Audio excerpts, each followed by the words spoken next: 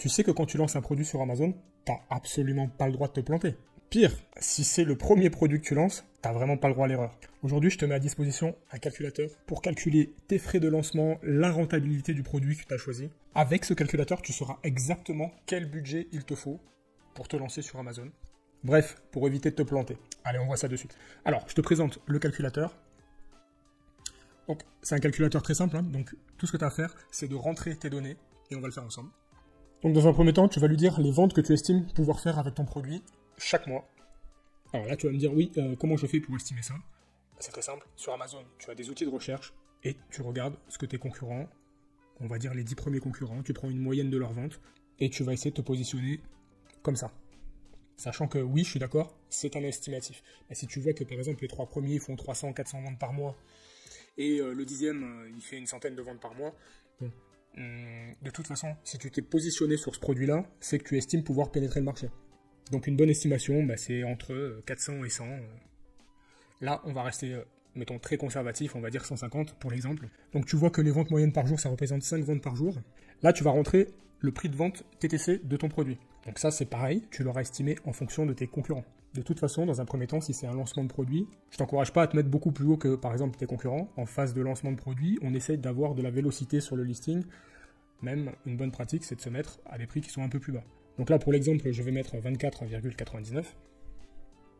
Là, tu fais continuer. Quantité totale que tu commandes auprès de ton fournisseur. Donc là, ça va dépendre de ton MOQ, ce que tu autorises à avoir ton fournisseur. Donc pour l'exemple, on va partir sur 500 pièces. La valeur de la marchandise, on va dire 4000. Je t'encourage évidemment à faire contrôler ta marchandise. Les coûts de transport, on va mettre 1200 € pour l'exemple. Alors, tout ce que je te donne là comme prix, il faut savoir que bon, c'est des ordres de grandeur que je vois tout à fait couramment. Donc les ordres de grandeur, eux, sont bons. Les frais de transfert, donc si tu as eu des frais de change, des frais de virement, par exemple, pour payer, si ton fournisseur est en Chine, en général, tu vas faire des virements à Hong Kong, tu vas utiliser différentes solutions, il peut y avoir des frais assez élevés, surtout si tu passes par des banques traditionnelles. Donc là, tu rentres tes frais de transfert, tes frais de virement, s'il y en a. Droits de douane plus taxes, ça dépend. Si tu es en auto-liquidation ou pas, ou si tu fais du DDP, enfin voilà. Là, c'est vraiment du cas par cas. Là, je vais laisser 0.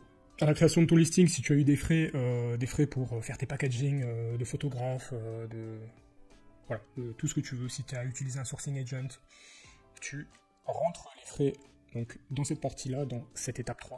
Donc pour un photographe, allez, je vais mettre 200. Si tu as fait venir des échantillons de ton produit en France, voilà, en général, on les fait venir par avion. Donc ça aussi, ça a un coût. Mais tu mets également les échantillons que tu prévois de donner pour avoir des commentaires. Tu les mets dans cette partie-là.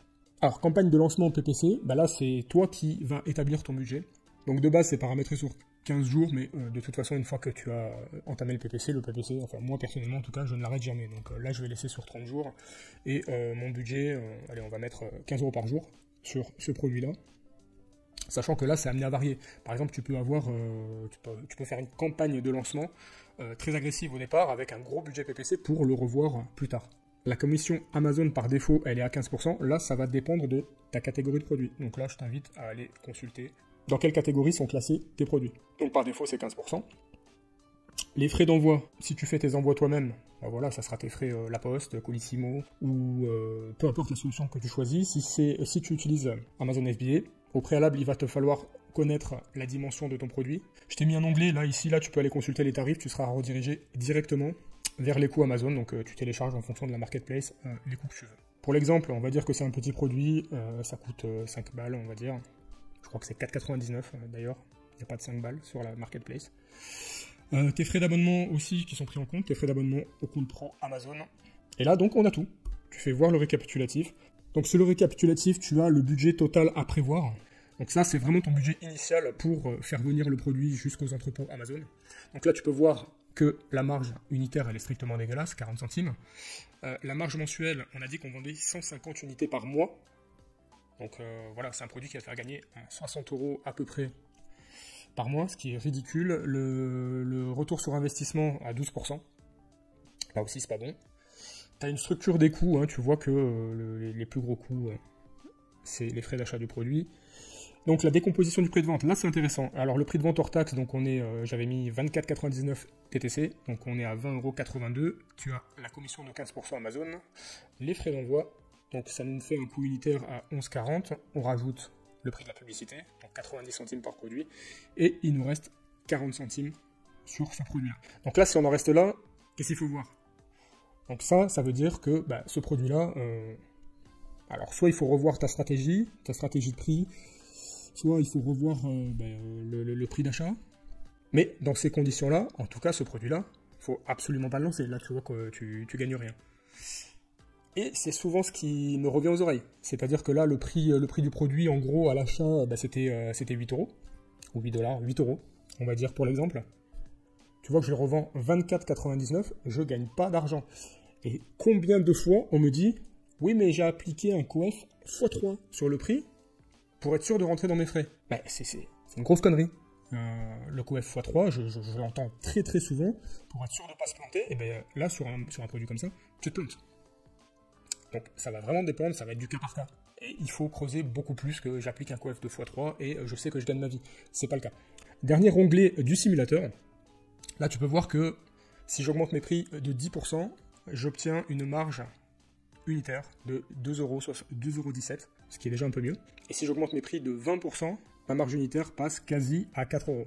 Donc là, tu vois que ce produit hypothétique, en fait, clairement, soit il ne faut pas le lancer, soit il faut complètement le retravailler. Retravailler les coûts, peut-être retravailler la taille du packaging, retravailler enfin tout un tas de choses qui te permettent en fait de générer de la marge sur ce produit-là. Et tu vois que là, par exemple, dans cet exemple, j'achète ce produit 8 €, je le revends à 24,99 sur Amazon, et je perds de l'argent. Alors, oui, il y a 40 centimes là qui se baladent, mais sur le calculateur, ce que j'ai pas fait, c'est que j'ai volontairement pas compté les frais de stockage. Alors non pas qu'ils soient anecdotiques, mais c'est compliqué de les calculer. Et sur des produits, on va dire, standards, ça représente quelques centimes par produit, donc ça va pas changer complètement ta décision de commercialiser le produit ou pas. Sache juste qu'il y a cette approximation, et elle se passe sur les frais de stockage Amazon. Sache juste que moi, sur la plupart de mes produits, les frais de stockage représentent quelques centimes par unité. Une fois que tu as fait tout ça, tu peux télécharger le récapitulatif de ton produit, donc au format PDF. Tu le conserves pour voir tout à fait visuellement les points d'amélioration qu'il y a à faire sur ton produit. Est-ce que tu le lances, est-ce que tu ne le lances pas? Bref, prendre ta décision. Si tu es vendeur comme moi sur Amazon, inscris-toi à la newsletter. Je t'envoie une pépite une fois par mois. Bon, j'espère que la vidéo t'a plu. Si c'est le cas, tu mets un pouce, ça me fait plaisir. Abonne-toi à la chaîne aussi. Et je te dis à très bientôt pour une nouvelle vidéo.